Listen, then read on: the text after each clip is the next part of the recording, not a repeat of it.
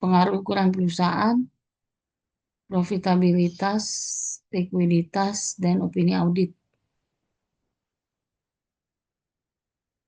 Halo? Iya, Ibu Halo? terlihat, Bu. Lihat ya. Jadi nih, misalnya ini ya, jurnal ini ya, ukuran perusahaan, profitabilitas, likuiditas, opini audit terhadap ketepatan waktu penyampaian laporan keuangan. Ya, jadi ini tadi kalian sebutkan ya jurnalnya apa, nama jurnalnya. Ya, nama jurnalnya jurnal ini, ya kan, edisi volume 5 nomor 1 ya Mei 2023 gitu kan. Jurnalnya apa nih? Jurnalnya ya. Kemudian penerbitnya penerbitnya nama ini kan nama jurnalnya ya, ini nama jurnalnya. Penerbitnya ini Universitas Fajar ya. Penerbitnya ini, terus judulnya ini ya, judulnya ini. Kemudian dari sini ya kalian lihat ya abstrak ya, abstrak itu berarti rangkuman dari keseluruhan riset ya. Jadi abstrak itu adalah rangkuman dari keseluruhan riset. Nah, menurut kalian ini abstraknya sudah menggambarkan eh, apa namanya, sudah menggambarkan riset atau belum gitu ya? Sudah menggambarkan eh, apa namanya? Sudah menggambarkan keseluruhan dari isi riset atau belum? Karena di abstrak itu isinya ini tujuan tujuannya apa? Yang pertama ya, tujuan riset itu apa? Kemudian yang kedua, ini kan tadi faktor-faktornya ya yang dianalisa ini ya, faktornya ini ada nggak di sini gitu ya. Sini kan ada ya ditulis. Kemudian bagaimana mengukurnya ya, mengukurnya ini sudah ada. Kemudian bagaimana metodologinya, ada nggak metodologi ini ada ya. Kemudian apalagi nih, populasinya berapa dan hasilnya apa. Jadi ya misalnya ini berarti oh abstraknya tidak ada masalah gitu karena sudah apa namanya, sudah sesuai dengan yang seharusnya gitu ya.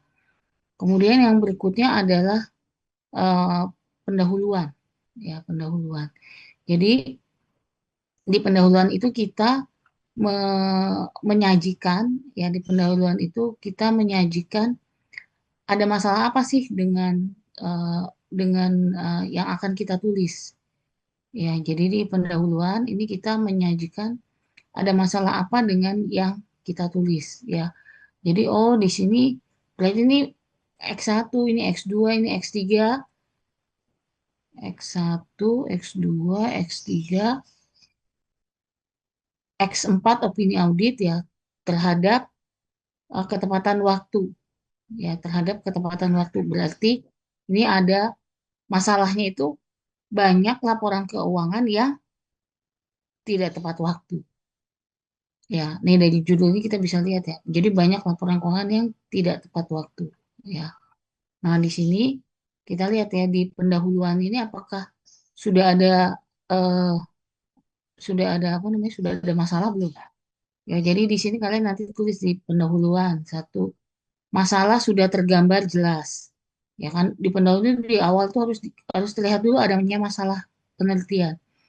Jadi di sini dituliskan tujuan utama laporan keuangan memberikan informasi mengenai apa gitu ya. Kemudian di sini banyak perusahaan eh, yang melaporkan keuangannya tidak sesuai, tidak tepat waktu. Nah, di sini ya sudah jelas nih. Jadi kalian tulis di situ nanti permasalahan penelitian sudah tergambar dengan jelas yang ditandai dengan misalnya kalian tulis saja gitu. Kalian tulis di situ ya. Sudah tergambar di pendahuluan. Kemudian setelah itu eh, di pendahuluan ya, di pendahuluan itu setelah digambarkan ya ada masalah apa, kemudian nanti dijabarkan ya faktor-faktor apa saja yang mempengaruhi masalah. Karena ini risetnya bentuknya gini ya, korelasi ya. Jadi ada nggak nih, dibahas nggak mengenai ukuran, dibahas nggak mengenai profit, dibahas nggak mengenai likuiditas, ya, dibahas nggak mengenai opini gitu ya. Di sini kalian cari ya, apakah sudah ada ya, apakah faktor-faktor tadi itu sudah terlihat dengan jelas atau belum. Kalau di sini kan nggak kelihatan nih ya. Kalian bisa bisa apa bisa notes ya. Oh, ternyata faktor-faktor yang mempengaruhinya tidak dibahas saja, tidak dibahas ya, tidak disinggung misalnya. Ya, yang ada di pendahuluan tadi hanya mengenai masalah tepatan waktu masalah pelaporan keuangan. Nah, itu kalian kalian tulis di situ ya di pendahuluan. Menurut kalian kekurangannya seperti itu kan namanya review. Review berarti kan kalian memberikan kritikan kan? Ya, kritikan. Kemudian yang kedua adalah tinjauan pustaka. Tinjauan pustaka itu berarti kalian nanti ini kan faktor-faktor yang mempengaruhi ya. Ini kan berarti X nih. Ya, ukuran perusahaan, profitabilitas, likuiditas, opini audit ya. Ini sudah tergambar belum di sini di bab 2. Ya, ini menggunakan teori sinyal ya, signaling teori. Menurut kalian menggunakan teori sinyal ini sudah sesuai atau belum? Nanti kalian bisa browsing ya dengan masalah yang seperti ini apakah tepat untuk diberikan teori sinyal nih ya. Ini kan masalahnya ini ya. Apakah sudah tepat di apa artinya nanti akan di apa namanya pembahasannya ini nanti yang digunakan adalah signaling teori ya. Apakah menurut kalian sudah tepat? Kalian nanti bisa browsing, bisa cari-cari ya. Kalau seperti ini tuh cocoknya apa? Apakah nanti kalian kalian nanti carinya adalah grand theory di metodologi akuntansi. Ya, kan di manajemen ada grand teorinya apa, di ekonomi pembangunan apa grand teorinya ya. Kalau di akuntansi apa saja grand teorinya? Ya, ada signaling, ada apa namanya? Ada grand teori mengenai legitimasi, ada lagi grand teori mengenai apa namanya teori-teori dasar ya, mengenai agency ya, agency teori gitu. Dia menggunakan ini, apakah sudah tepat atau belum? Nanti kalian bisa cari. Terus habis itu di sini kan dibahas mengenai ketepatan waktu penyampaian laporan keuangan.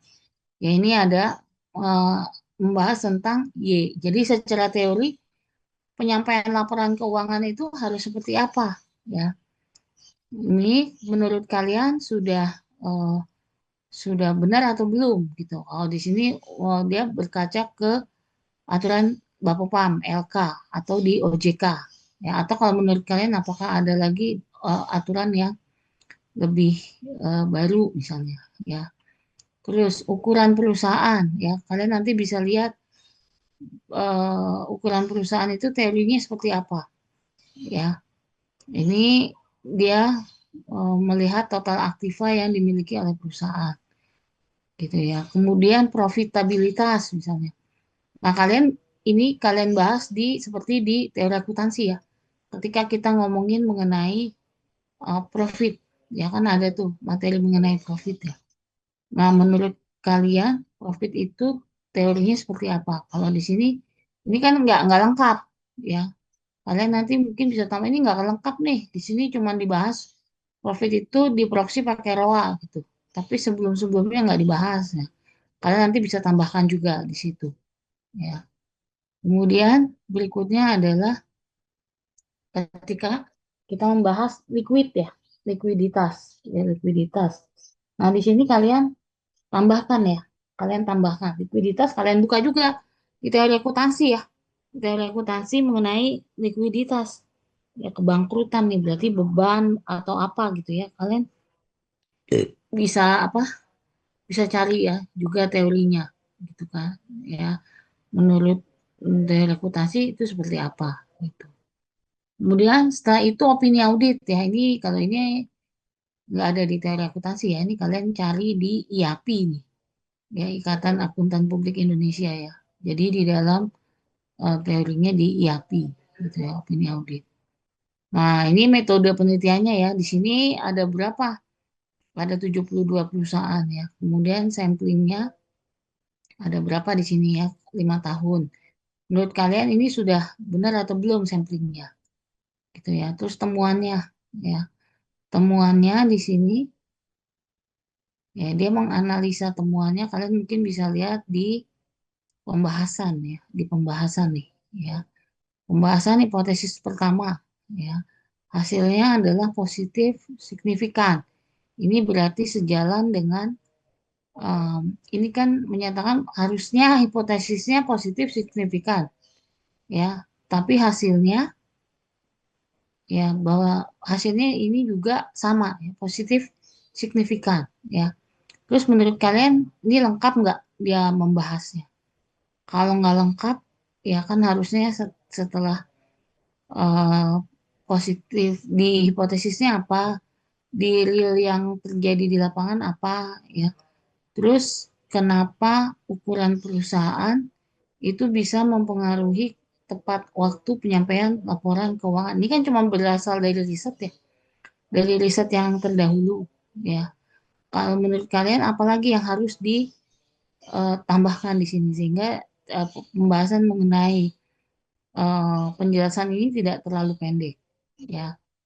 Kemudian yang berikutnya pengaruh profit terhadap ketepat waktuan ya.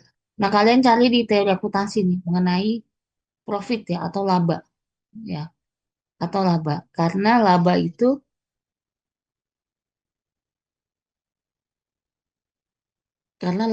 di akuntansi itu relate-nya dengan apa ya? Harusnya seperti apa? Ya di sini kan hasilnya hipotesis kedua profitnya secara positif berpengaruh terhadap ketepat waktuan ya. Jadi di sini hipotesisnya diterima.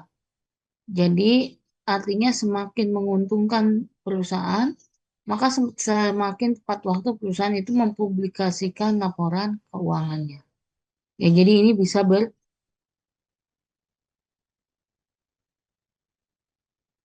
berhubungan secara langsung. Ya, nah menurut kalian ini membahasnya seperti ini sudah tepat atau belum? Gitu ya. Kalian nanti bisa bisa browsing lagi. Karena ini sejalan ya, sesuai dengan hasil hipotesis. Yang berikutnya likuiditas, ya likuiditas. Nah ini berarti kemampuan untuk membayar hutang. Ya, kalian kaitkan dengan teori akuntansi.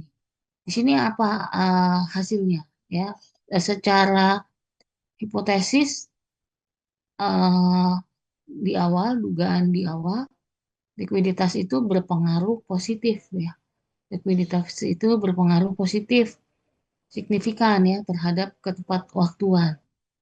Kemudian di sini hasil penelitian ini sesuai ya. Kemudian nanti kalian oh nih kurang apa? Kalian tambahkan ya secara teori di teori akuntansi likuiditas seperti ini, seperti ini, seperti ini. Ini kan dia cuma bahasnya berdasarkan riset orang ya. Dia nggak mengaitkannya dengan teori akuntansi ya. Kalian tambahkan. Atau misalnya tadi sesuai teori yang di grand teori tadi ya. Likuiditas itu apakah dia masuk ke agensi atau apa gitu ya. Nanti kalian bisa bahas di situ ya. Kemudian bagaimana untuk opini audit? Ya, bagaimana untuk opini audit? Apakah opini audit itu mempunyai pengaruh ya, terhadap ketepatwaktuan penyampaian laporan keuangan? Ya, di sini juga diterima. Ya, berarti ini hipotesisnya sama-sama ya, sejalan dengan apa yang ada, gitu ya. Jadi ini nanti akan kalian review. Tuh. Kemudian, nah kesimpulan menurut kalian nih dia mengungkapkan kesimpulannya sudah benar atau belum? Ya, atau ada yang kurang menurut kalian? Atau kalian punya sudut pandang yang berbeda misalnya? Ya, sehingga kesimpulannya tidak seperti itu.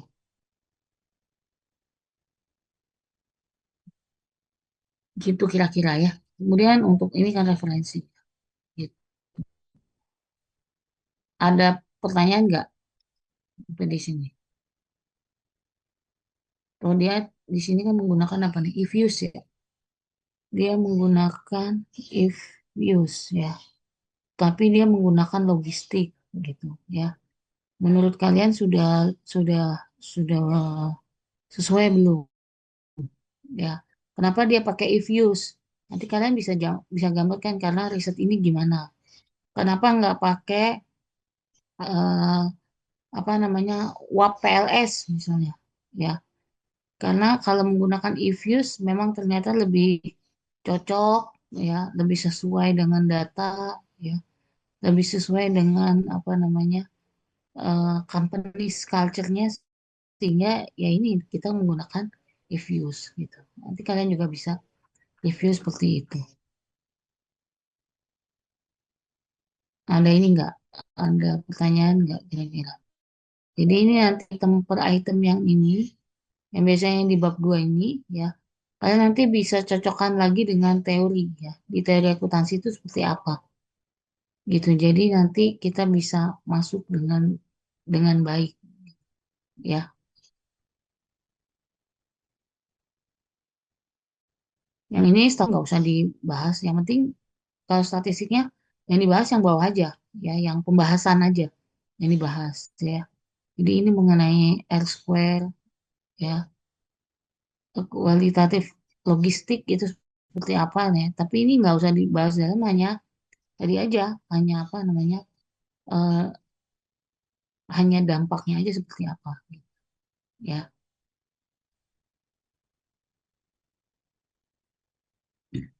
Kira-kira ada pertanyaan nggak?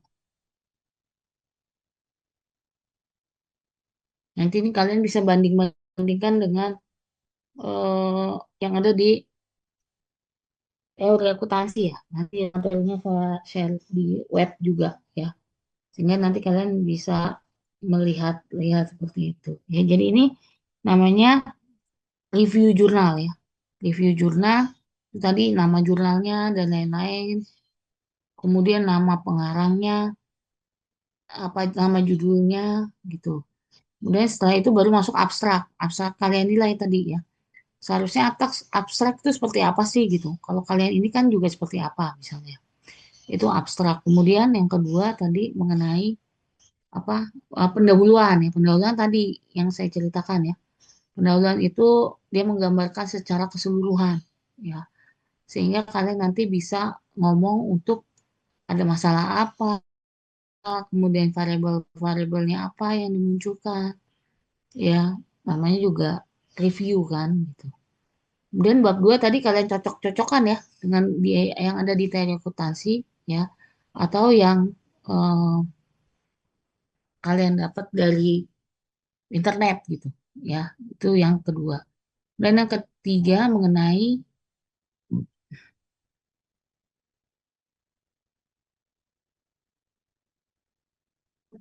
metodologi penelitian, ya.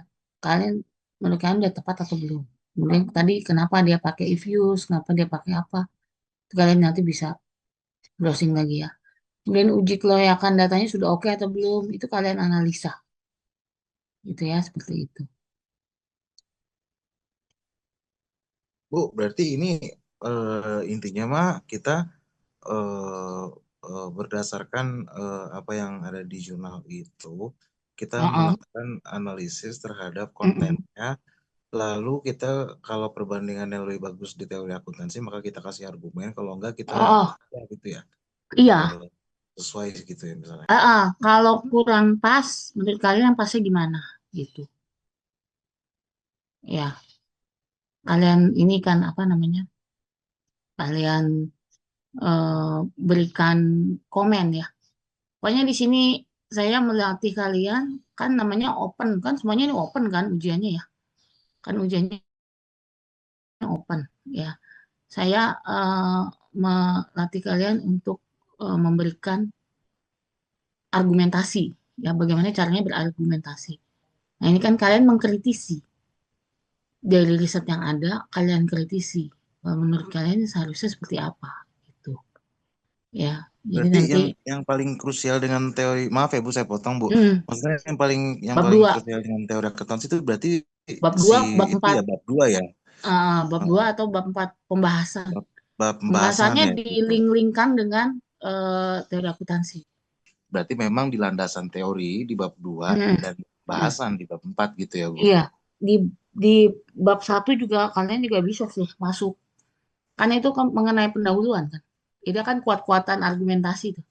Jadi Baik nanti Bu. instruksinya jelas. Pokoknya kalian bawa laptop dan bawa HP karena open book, open book, ya. Kemudian nanti yang di web materinya saya lengkapi. Yang di web itu materinya nanti saya lengkapi. Jadi kalian gunakan untuk melakukan analisa ya, melakukan analisa. Ya, jadi di instruksi soal juga saya tulis sehingga nanti kalau misalnya eh, pengawas mempermasalahkan kan emang seperti itu, emang udah ada ininya, udah ada instruksinya gitu.